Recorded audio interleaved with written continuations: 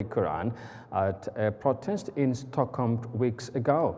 Now, the incident is perceived as a major blow to Sweden's bid to join the NATO military alliance in the wake of the Russian invasion to Ukraine. Now, Moses Imendi has the details in this report. Foreign Minister Cavusoglu has strongly criticized the Swedish government for granting the right-wing politician Rasmus Paludan approval to stage a protest outside the Turkish embassy in Stockholm, where he set the Quran on fire on January 21st. The right-wing politician's antics angered millions of Muslims around the world and triggered protests in the Middle East and Turkey, where protesters swarmed the streets and burned the Swedish flag outside the Swedish embassy in response.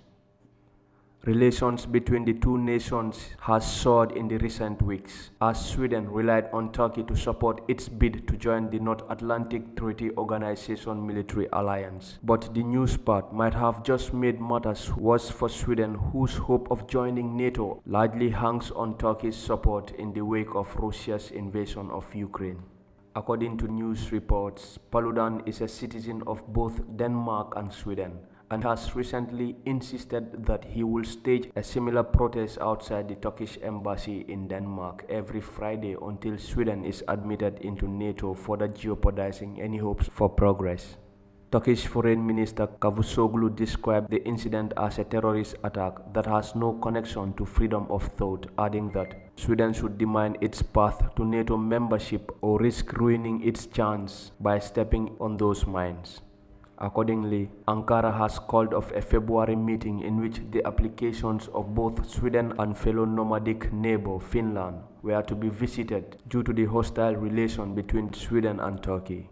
The Secretary General of the Organization of Islamic Cooperation, Hissem Brahim Taha, on January 27 via telephone call reviewed aspects of Islamophobia, including the recent burning of the Quran.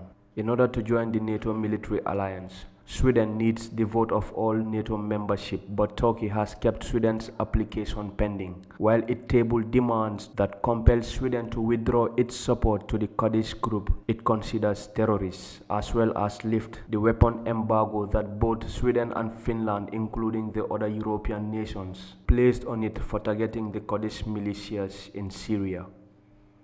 For Eyeafrica News, I am Moses Imendi.